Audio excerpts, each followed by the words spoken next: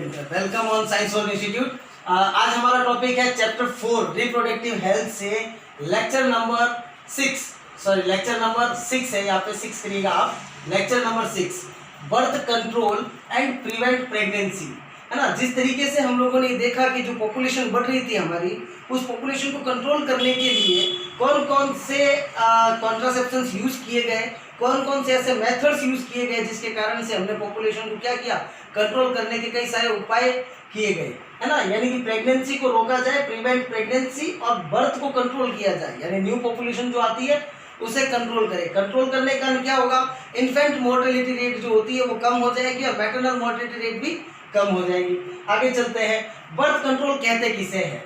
The regulation of conceptions मैंने आपको बताया था, फर्टिलाइजेशन का सिमिलर वर्ड है।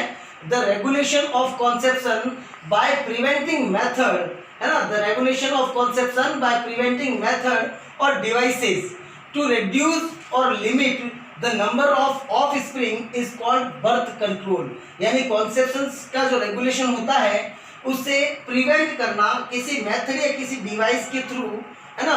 और हम क्या कर सकते हैं, रिड्यूस कर सकते हैं, या किसी जो ऑफस्प्रिंग के नंबर होते हैं उनको लिमिट कर सकते हैं, यानी उतने ही रखने हैं, उसको कहा जाता है बर्थ कंट्रोल, है ना। बर्थ कंट्रोल में हम करते क्या है, रिड्यूस स्पर्म मीटिंग, यानी स्पर्म के साथ में जो एग की मीटिंग होती है या ओवम की मीटिंग होती है उसको क्या करना होता है, रिड्यूस करना होता है, यानी कम करना होता है। As a part of female family planning, ये एक तरीके का फैमिली प्लानिंग का पार्ट है ना। फिर नेक्स्ट पॉइंट आता है प्रिवेंट अनवांटेड प्रेगनेंसीज। कुछ ऐसी अनवांटेड प्रेगनेंसी होती है जैसे कि किसी को किसी टाइम में बच्चा नहीं चाहिए होता है ना, या फिर रेप केसेस वगैरह हो जाते हैं, या मदर की एज कम होती है, मदर को मोटापा होता है, ओबेसिटी होती है, तो कुछ अनवांटेड प्रेगनेंसीज हो जाती है, तब इन मेथड्स का यूज किया जाता है ना। इनमें जो काम आने वाले कॉन्ट्रासेप्टिव जो जितने भी डिवाइसेस होते हैं, कॉन्ट्रासेप्टिव डिवाइसेस होते हैं, वो सारे यूजर फ्रेंडली होते हैं, है ना, और इजीली अवेलेबल हो जाते हैं हर किसी शॉप पर, हर किसी दुकान पर, है ना, हर कहीं पर भी हॉस्पिटल्स वगैरह में इजीली अवेलेबल हो जाते हैं। ये बहुत ही इफेक्टिव होते हैं, इनका कोई भी साइड इफेक्ट नहीं होता है ना। ये रिवर्सिबल होते हैं, रिवर्सिबल इसलिए होता है क्योंकि एक बार हम चाहे तो प्रेगनेंसी को स्टॉप करवा सकते हैं, बाद में इनको हटा करके वापस प्रेगनेंसी को कंटिन्यू किया जा सकता है, इसलिए ये रिवर्सिबल होते हैं। इस बर्थ कंट्रोल के जो डिवाइसेस है इनके मेनली 2 मेथड होते हैं। एक तो होता है टेम्परेरी मेथड, एक होता है परमानेंट मेथड। परमानेंट मतलब होता है कंप्लीटली उस प्रेगनेंसी को स्टॉप करवाना, और टेम्परेरी हम अगर चाहे तो स्टॉप करवा सकते हैं और हम चाहे तो प्रेगनेंसी को अकर कर सकते हैं। टेम्परेरी के अंदर मेथड आते हैं, एक तो नेचुरल मेथड, एक barrier method, IUDs, intrauterine device, oral contraceptives and injection and implants, है ना। सबसे पहले नेचुरल हम देखें तो नेचुरल जो होते हैं वो प्राकृतिक होते हैं, या किन्हीं कारणों से हम कर सकते हैं, उसमें कोई भी तरीके की डिवाइस की नीड नहीं होती है।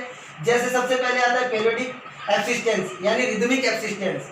दूसरा आता है विड्रॉल, है ना।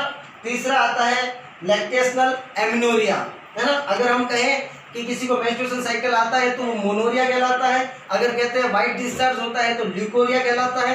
उसी तरीके से अगर कोई मेंस्ट्रुएशन साइकिल नहीं आता है या स्टॉप हो जाता है तो उसे एमिनोरिया कहते हैं, है ना। उसी तरीके से बैरियर में आप देखें तो बहुत सारे बैरियर्स यूज किए जाते हैं, जैसे कॉन्डोम्स, निरोध, सर्वाइकल कैप, डायफ्राम, वॉल्व्स, है ना।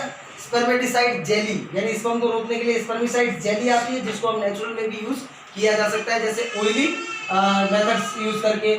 इंट्रायूट्राइन डिवाइस में कॉपर टी आती है, लूप्स आते हैं, है ना। ऑरल कॉन्ट्रासेप्टिव में सहेलीज, मालाडीज जैसी ऑरल कॉन्ट्रासेप्टिव पिल्स आती है जिनको यूज करके हम प्रेगनेंसी को स्टॉप कर सकते हैं। इंजेक्शन और इम्प्लांट्स आते हैं, और परमानेंट मेथड के अंदर स्टेरिलाइजेशन किया जाता है। स्टेरिलाइजेशन मतलब कंप्लीटली फीमेल और मेल के अंदर नसबंदी जिसे कहते हैं वो कर दी जाती है ना। तो फीमेल के अंदर ट्यूबेक्टोमी कहते हैं, यानी करते हैं, यानी कि जो ट्यूब होती है फैलोपियन ट्यूब उसको ब्लॉक कर दिया जाता है, यानी ओव्यूलेशन कंप्लीट होकर के स्पर्म के साथ में मिलता नहीं होगा।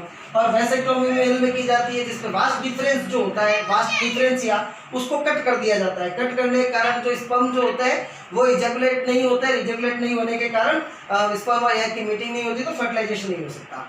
आजकल ट्रेडिशनल ट्रेंड में लेप्रोस्कोपिक सर्जरी की जाती है जो बहुत ही फायदेमंद और शॉर्ट टेक्निक की होती है, लेकिन उसमें भी इसी तरीके से ब्लॉक किया जाता है ट्यूब्स को। आप इसको एक बार नोट कर लीजिए।